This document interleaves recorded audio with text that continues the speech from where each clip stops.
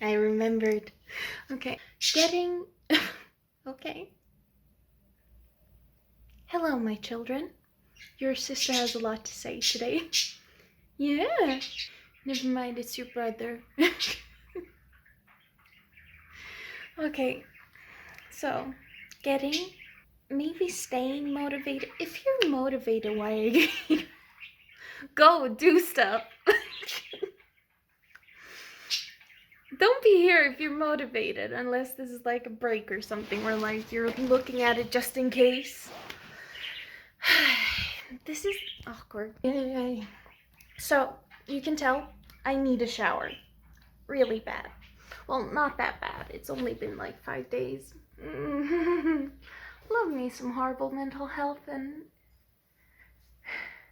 physical disabilities. So how I get motivated for writing? I will be making a video for how to get back your encouragement when you... Yeah. I will be making a video for how to get back your...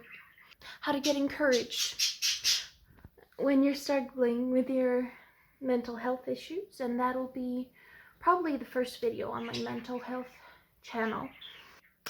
Or like the adult content channel. Not that way. Don't... Well, yes, that way, but not that way. Child, I ain't suddenly gonna become a porn star. Don't worry. I am not gonna put that in the video. I refuse. I'm gonna do it on my... Yeah. So, one really big thing that'll help, because most of the time when you start a story, you are inspired. So while you have that inspiration, while you have that drive for the story, that love, make sure to... really need to water my plants. Make sure to make a playlist of songs, like a mood playlist. I have one for Diane the Beast, and it really saved me. Without it, I don't think I would have been able to write or edit it. Oh gosh, the editing. Oh. We'll get to that. And also make a Pinterest board and whatever you have to, so you can like get back into the mindset and regain the love.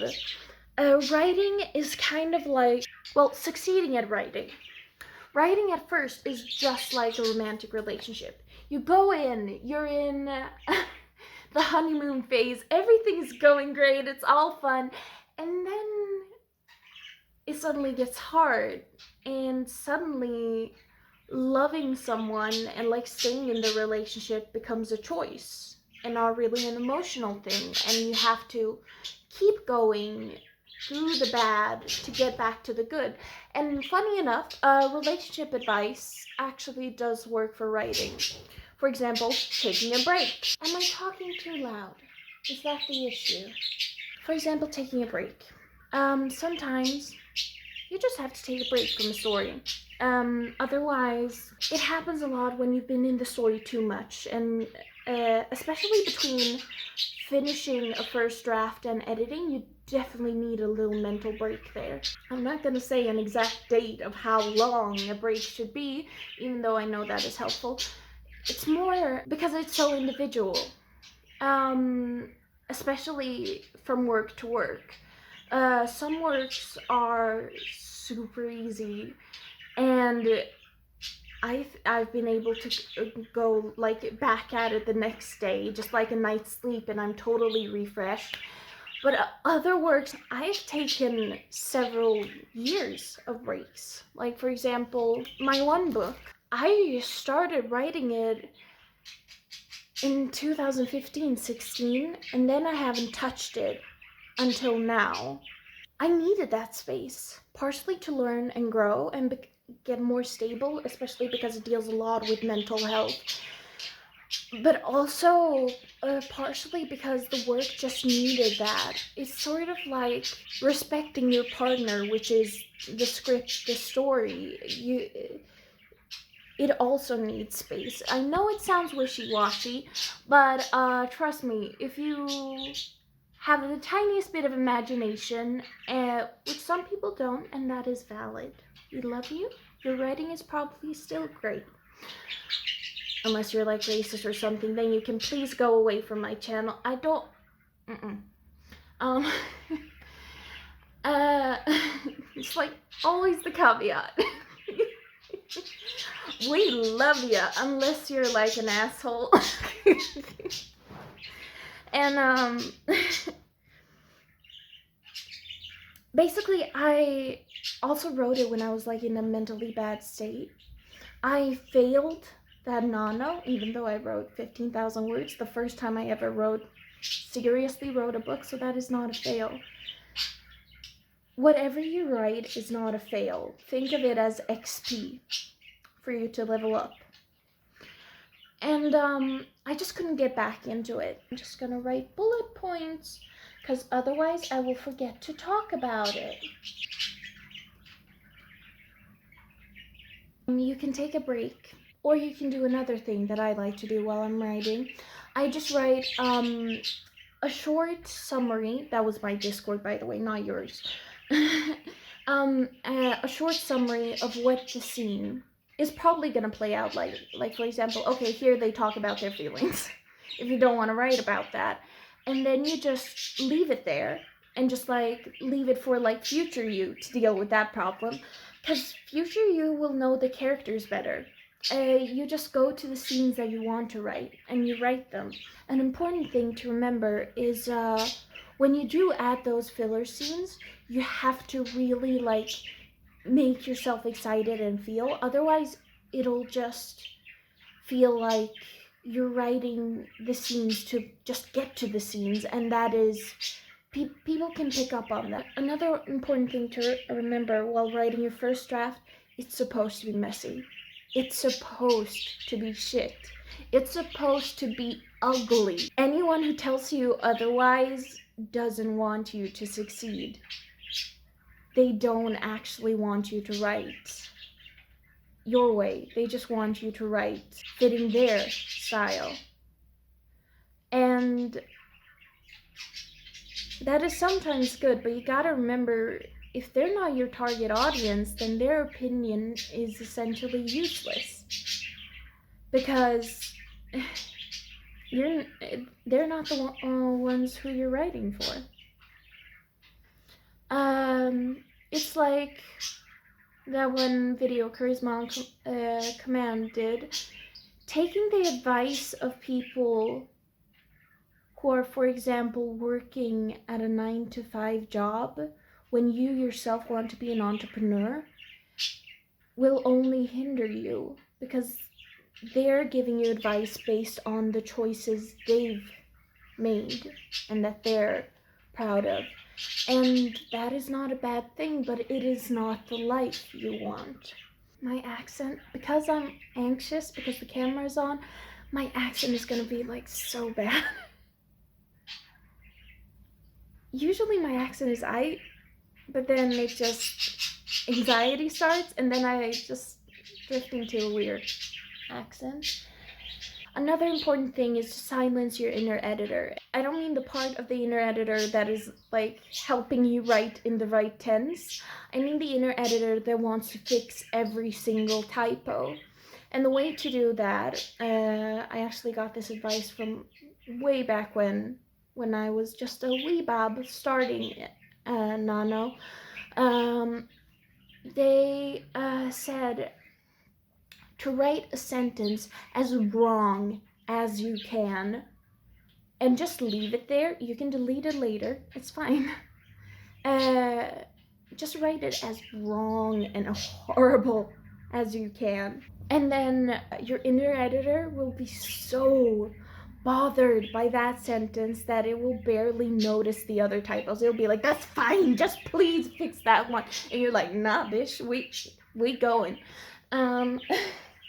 Another important thing is also writing buddies, accountability. Get yourself at least 1 or 2 good writing buddies, or be on a server or something, because otherwise you just won't finish anything. You will not be able to finish your creative journey without encouragement. Maybe some people can, But most people need love and kindness, and that's not a bad thing. It's okay for you to ask someone to be your friend, to support you. Every person deserves that, and most people who are mean, who are jerks, wouldn't have been that way if they did have that support system. Now, what if you, like me, had written something and you just can't edit it, or it's been years and you don't want to, for example, reread the story to get back into it? How do you get back into it? One thing that I really recommend is just quite simply, if you can afford it, otherwise just open it as a PDF on another device, borrow a friend's device, open it on another tab, and just like have both browser windows open if you have to. Try to have it beside your work and just retype it. I like to print it out because then I can write over the pages, but just retype everything. It's really helpful because, by the way, this tip is from Tumblr, a post way back when. I don't think I'll be able to find it. Basically, just retype it, and that, especially if you're changing pens, that is a really good thing to do. And make sure to really do the studying method, you know, the one where you study for 25 minutes, take a 3 to 5 minute break, study for 25 minutes, take a 3 to 5 minute break. And you can make the minutes more fitting to your needs. For example, for now, I'm doing 20 minutes and then doing a very long break. But it's what I need. And it's working. I've somehow written 10K words this month, which is more than what I wrote the previous month, which was like 0. Also, no shame on Kate Kavanaugh, but unless it's like this where I have a partially finished work and I'm retyping it, then I don't really personally like to call it a 0 draft, because I think that would instill a mindset where I am undervaluing my hard work, because even writing a first draft, that is a ton of hours, that is a ton of effort. Your brain has worked a lot, and saying that is essentially nothing, that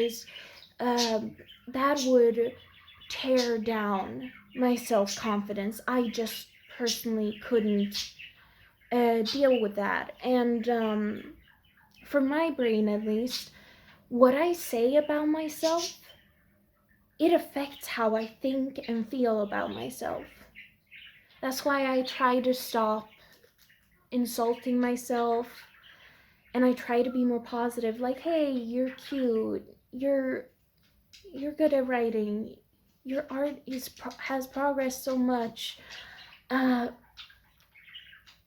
as I say, it's kind of a phenomenon. I don't know if it's scientifically proven yet, but what you say, eventually the brain believes. And I think that's true for a lot of people, and people just have to give themselves more credit. Most people, they're working their asses off, and they're doing amazing. I'm so proud of you. If you have done something today that made your life better without harming someone, or even made someone else's life better, preferably without harming yourself, then I am so proud of you.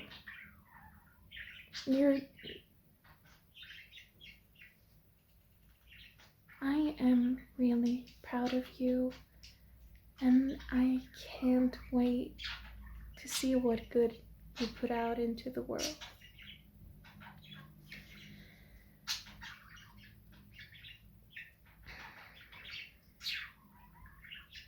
So yeah, writing wise, those are my tips for finding your encouragement. Get a good support system, accountability, have a playlist or a Pinterest board, something that can bring you back into the fun mindset, that can make you fall in love with work again. Do have one of those friends that are like almost disgustingly supportive, because even though they might lie,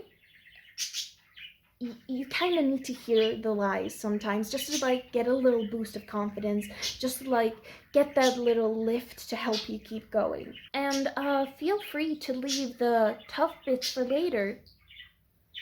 Just summarize the scene and skip it. Literally few people will know. Like, it's like that one Julia Child quote.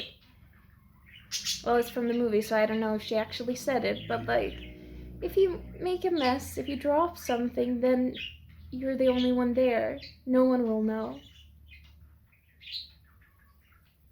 Yeah.